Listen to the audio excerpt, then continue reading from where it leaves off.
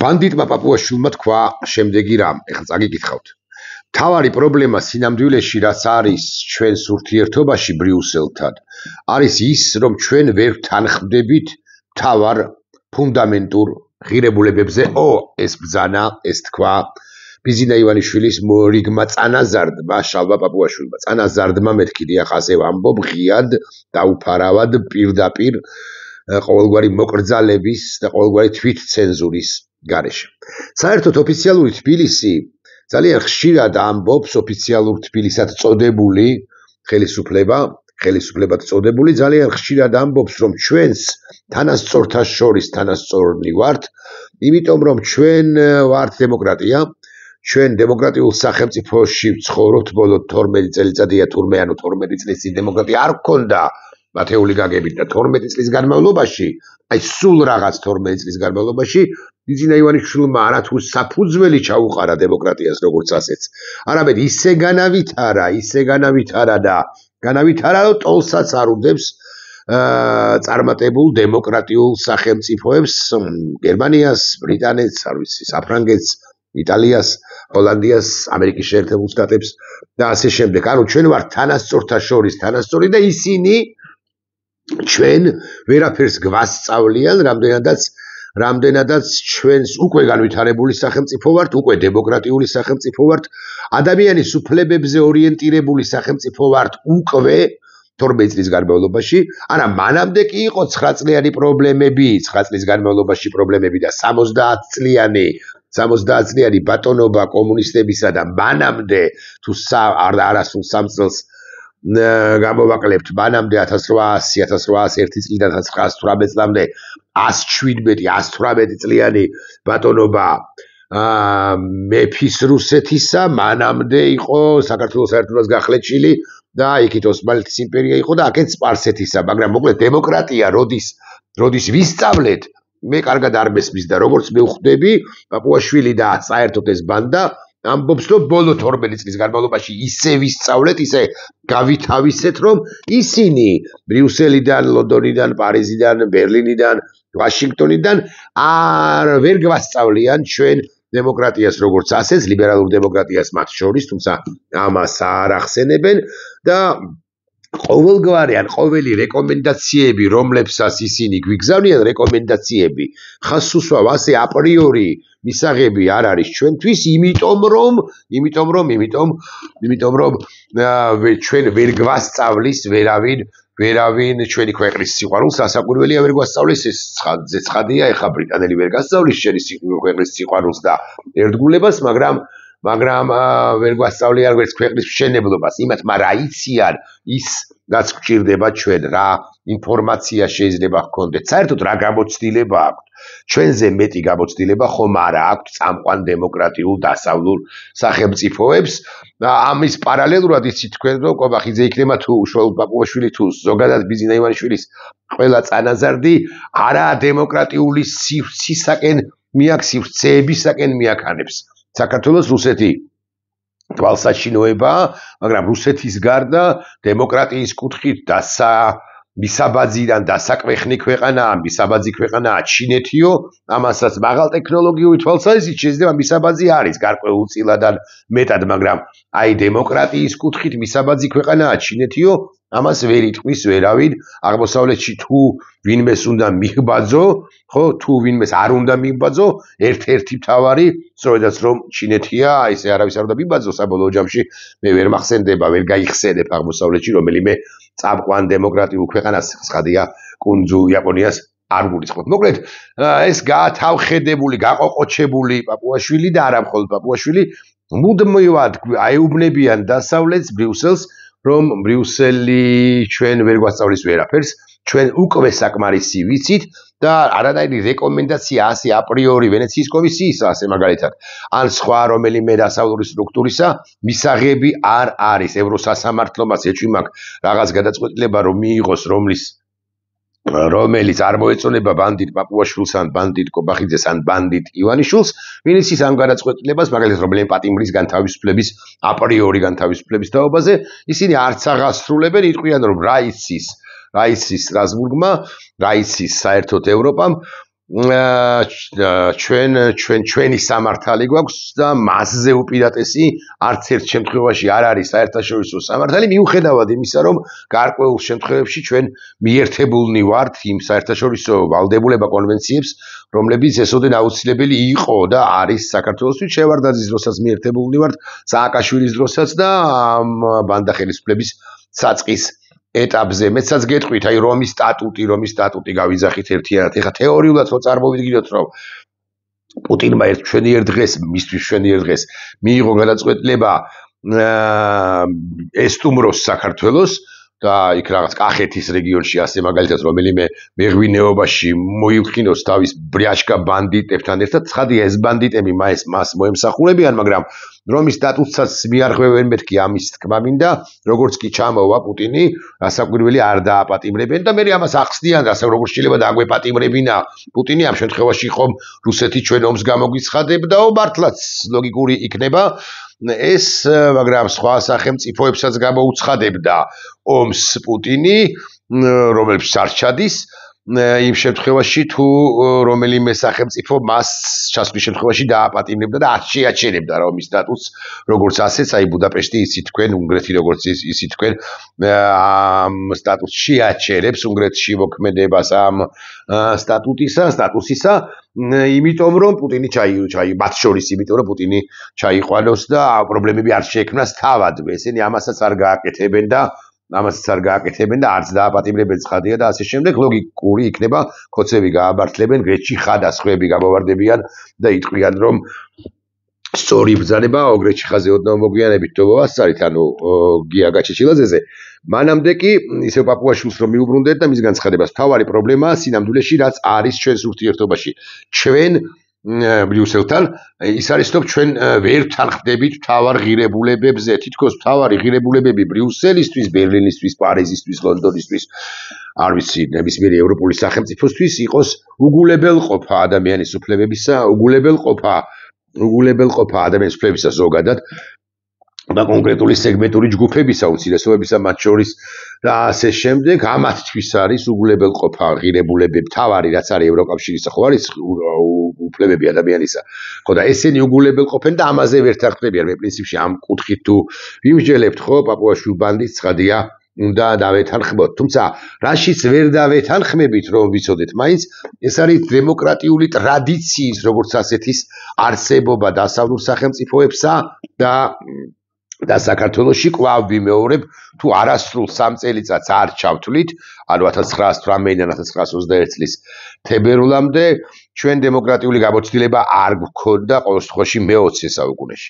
91 წლიდან 2000 წლამდე, 2001 წლამდეც არ გვქონდა დემოკრატიული გამოცდილება. 2003-დან 2000 თვითონვე აღიარებენ ამას მე კი არ ვიგონებ. 2003-დან 2012-მდე, 2013-მდე ასევე არ გქონდა, იმიტომ რომ ესენი თავადვე ამბობენ, რომ სისხლიანი სააკაშვილის სისხლიანი რეჟიმი მართავდა არადემოკრატიულად ამ ქვეყანას და აი 13 წელიწადში რა გააკეთა ბიძინა ივანიშვილმა ასეთი, სიმართლე გითხრათ, თავადაც ვერ ახსნიან, ანუ როგორ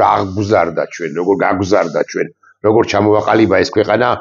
ესოდენ მისეული გაგებით დემოკრატიულ სახელმწიფო, თუმცა რეალურად რასაკვირველი არათუ დემოკრატიულ სახელმწიფოდ არ ჩამოვაყალიბა ბიძინა ივანიშვილმა 13 წელიწადში საქართველოს, არამედ სწორედაც რომ არადემოკრატიულ, ყველაზე მეტად არადემოკრატიულ ქვეყანად ჩამოვაყალიბა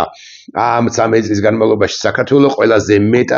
მეტად არადემოკრატიულია ქვეყანა, რაც კი ყოფილა ღირან დამოუკიდებლობის აღდგენისა. მეცაც გეტყვით, ნიშანსვეტებიც კი, როგორც ასეთი დამოუკიდებლობისა, ქვეყნისა და სუვერენიტეტისა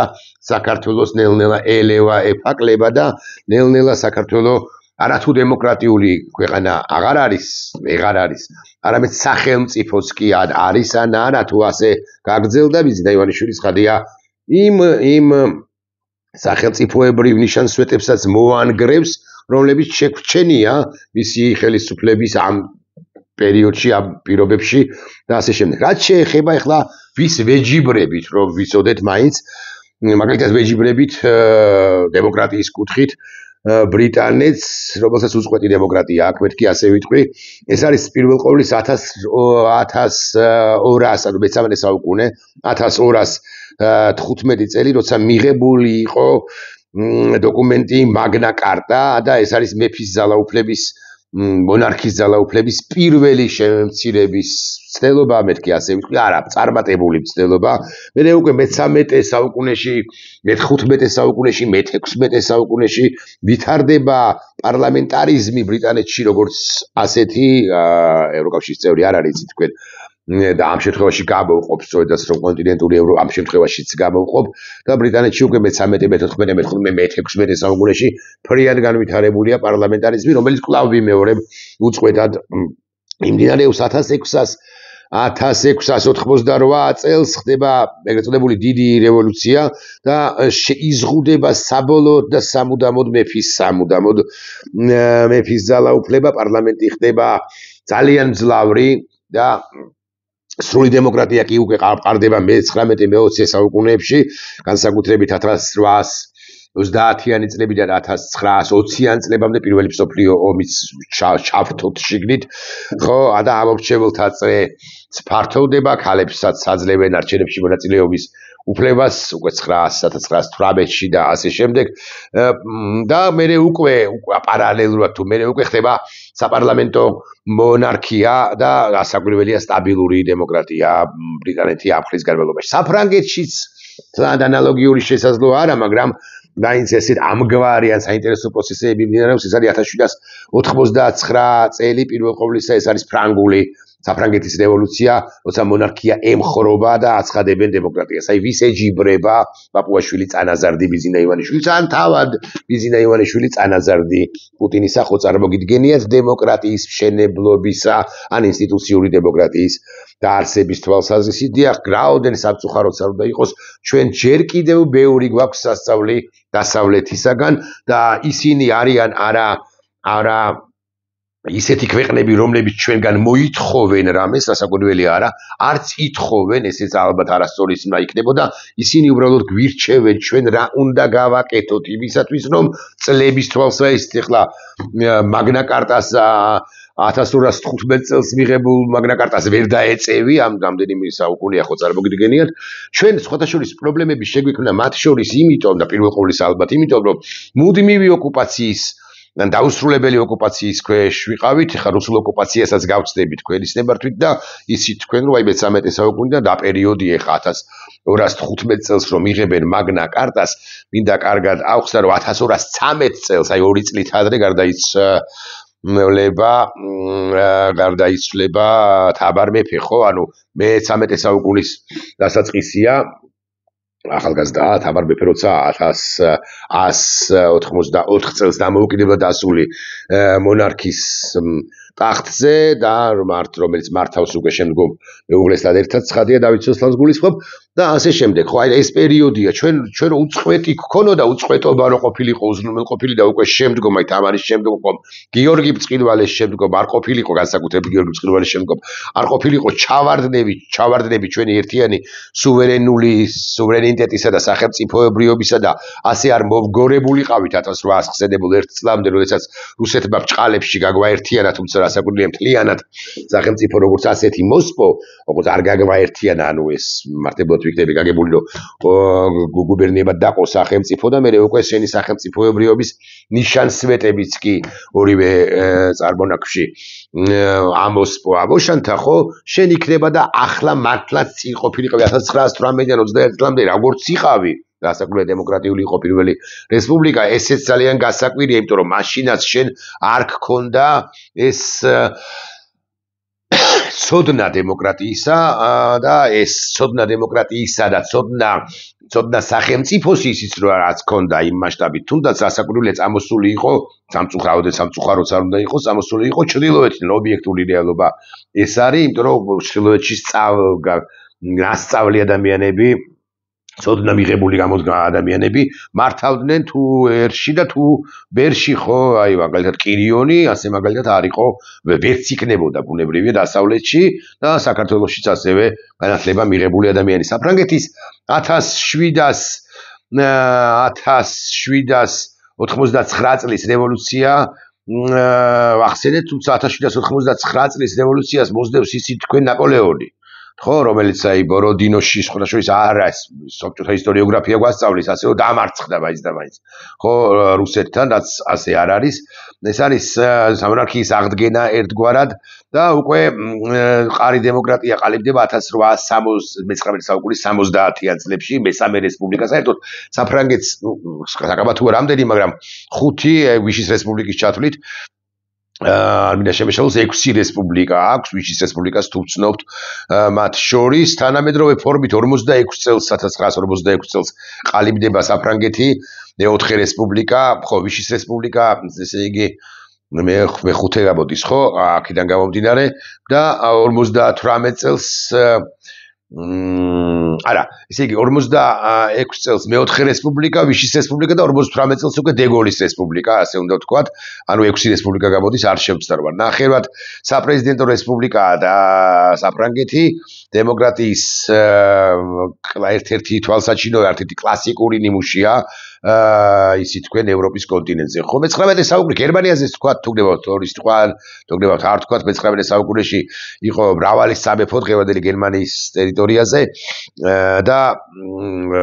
ავტორიტარიზმიც იყო, რა თქმა უნდა, მათ შორის მე-19 საუკუნეში იყო ავტორიტარიზმი, თუმცა აი პირველი მსოფლიო ომის შემდეგ ხო შეიქმნება მაგალითად ვაიმარის რესპუბლიკა, რომელიც 1933-ში ეცემ დაინგრევა, ესე ვიტყვი. როცა მოდის შილგლუბერი, ანუ ჰიტლერი ხელისუფლებაში, მე არის უკვე 23-დან 45-მდე მისი მმართველობა და უკვე რეალური დემოკრატია ყარდება 45 წელს. ბრიტანეთზე დიდი გამოცდილება ცხადია არც ერთს არ აქვს, მაგრამ მათაც სულ მინიმუმ ვიტყვი 10 წლეულები აქვს გამოცდილება დემოკრატიისა და სახელმწიფოსი, რაც ასევე ძალიან მნიშვნელოვანია, ოღონდ პაპუაშვილი ამ ყველაფერს არ აგდებს, პაპუაშვილი ამ ყველაფერს არ ეგუება თუ არ ეპუება, არ ცნობს, ასე შეგვიძლია ვთქვათ და ამბობს, რომ ჩვენც ვართ თანასწორ, რას აქვს თანასწორნი თანასწორთა შორის, რა საკვირველია, ჩვენ ვართ თანასწორნი თანასწორთა შორის, ჩვენ გვაქვს ერთი ხმა გაეროში, ისევე როგორც მათ აქვთ ერთი ხმა, ან ნებისმიერ საერთაშორისო ორგანიზაციაში, რომელშიც ჩვენ მათთან ერთად ვართ, არც ისინი არიან უპირატესნი დამოუკიდებლად იმისა, ვის როდის აქვს მიღებული რაღაც სახელმწიფოებრიობა აღდგენილი და რაღაც დემოკრატიის რამხელა გამოცდილება აქვს, მაგრამ ამერიკის შეერთებულ შტატებს პირველ ყოვლისა და ევროპის სახელმწიფოებსაც ბევრად ან შეუდარებლად დიდი გამოცდილება აქვს დემოკრატიის და სახელმწიფოს მშენებლობისა და მან რო გირჩიოს შენ რამე აქ სათაკილო ხორჩევის მიღებაში, ხო, არაფერია, ისინი ეხმარებოდნენ წამოდგომაში, ასე მაგალითად აღმოსავლეთ ევროპის სახელმწიფოებს, რომლებიც განთავისუფლდნენ სოციალიზმისაგან და საბჭოთა დიქტატისაგან 90-იანი წლების და 80-იანი წლების მიწურულს 90-იანი წლების დასაწყისში და ჩეხებს, რომლებსაც ასევე აქვთ რაღაც გარკვეული გამოცდილება, სურვილი იმისა, ამბიცია უფრო ზუსტი რომ ვიყოთ, რომ ჰქონოდათ რაღაც დამოუკიდებელი სახელმწიფო, ჩეხები ჰაველის დროს თუ ჰაველის გარეშე ისინი იღებდნენ ხო რაღაც რეკომენდაციებს და აშენებდნენ ერთად ევროპულ კავშირთან ერთად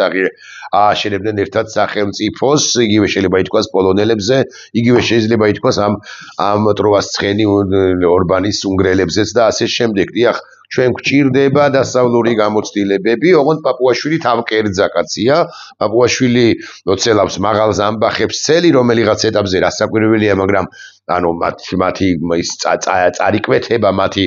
ყელმოღერებული კისრები, ხო, გადაიჭრება, ასე ვიტყვი პირდაპირ მნიშვნელობით, ნუ გაიგებთ ცხადია. ხო, მაგრამ ესენი ამბიციურები არიან და არ ეპუებიან იმას, რომ ბრიუსელმა თუ ვაშინგტონმა მეტი იცის არა საქართველოზე, რა იცის ვაშინგტონმა საქართველოს თაობაზე, ესე გეტყვით თუ გნებავთ, მაგრამ მან იცის როგორ უნდა განავითაროს დემოკრატია, ადამიანის უფლებები, ფუნდამენტთა შორის ფუნდამენტი დემოკრატიაში და როგორ უნდა განავითარებინოს შენ სახელმწიფო, იმიტომ რომ შენ აქ პარტნიორად ეგულებ ოდის ვერ წარმოთქვა ეგულები ჯერაც ქართული ხალხი ყოველ შემთხვევაში და შენი მხარდამჭერია. ოღონდ ბიძინა ივანიშვილს კიტრი ჰგონია საკუთარი თავი, ასეც დავასათაუროთ თქვენის ნებავთით, ბიძინა კიტრია, ასე უნდა ვთქვათ, ან ზამბახია თუ გნებავთ ესე ვიტყვი ზამბახი, ზამბახი ამეთქი ასე რომ დავასათაურო, იქნება მაყურებელთან მნიშვნელოვანი მონაწილეობა შეიძლება არც ნახოს ეს ვიდეობლოგი, ამიტომ კიტრია დავარქვათ ესე, ბიზნა ივანიშვილი კიტრია, თავკერძა, მარტივად რომ ვილაპარაკოთ, მას გონია რომ რაღაცა სააკაშვილის მოცილებაში მიეხმარა ქართველ ხალხს, მიეხმარა ან თავად მოიცილა, უფრო ზუსტი რომ ვიყოთ, ასე გონია, აქედან გამომდინარე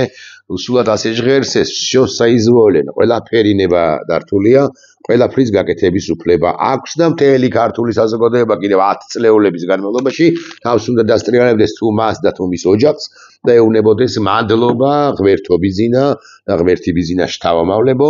რომ ასეთი 9 წლიანი ტირანია მოგვაცილეთ ჩვენ, იმიტომ რომ ის რაღაც ადამიანის უფლებებს არ ღვევდა და ასე შემდეგ და ასე შემდეგ და დასავლეთიც ამ ყველაფერს ვერ ამჩნევდა,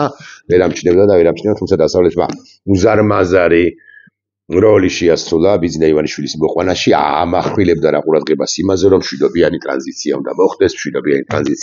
და ამით ამ ჩარჩოში ჩარჩენილი თუ მოქცეული ბიზნა ივანიშვილი კი არა მიხეილ სააკაშვილი, აკი ამიტომაც მშვიდობიანად წავიდა და უფასოდ მიხეილ სააკაშვილს ეს ყველაფერი, თუმცა მანამდე მიშას ერთი ორი შეცდომა, მათ შორის კონსტიტუციის შესრულება, საკუთარი თავის პრემიერების მცდელობა და ასე შემდეგ რომ არ დაეშვა, იქნება და უკეთესი არ გაეკეთებინა, იქნება და უკეთესი ყოფილიყო ის რაღაც მასტქერები და ანტენების დაპატიმრებები და მათ შორის მოქალაქეობის მიცემაც კი მე კი საყვედურობ ახლა უბრალოდ ეს არის ჩვენი ისტორია, ასე ვიტყვი, ყველამ დაუშვიჩდა შეცდომების სხვადასხვა პერიოდში, ხო, რა აზის თქმა შეიძლება, მოკლედ მაგნა კარტა 1215 წელს მიღებული არის საფუძველთა საფუძველი.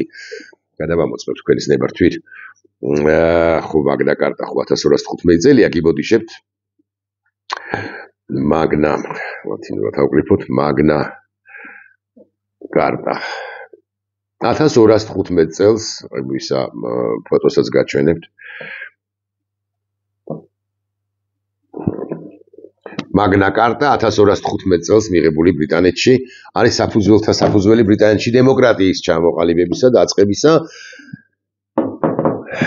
სამონარქის უფლებამოსილება, კი რა ძალაუფლება შეიზღუდა ერთგვარად უკვე შემდგომ კონსტიტუციური მონარქიას გამოაცხადა ბრიტანეთმა. ჩვენ როდის გამოვაცხადებთ კონსტიტუციურ ანტიბიზინიზმს, ეს არ ვიცი, ბიზნა ივანიშვილი კიტრი, ამ ქვეყანასაც მართლობაზე აღარს ლაპარაკობ, ხო? უნდა მოსცილდეს. ნახვამდის.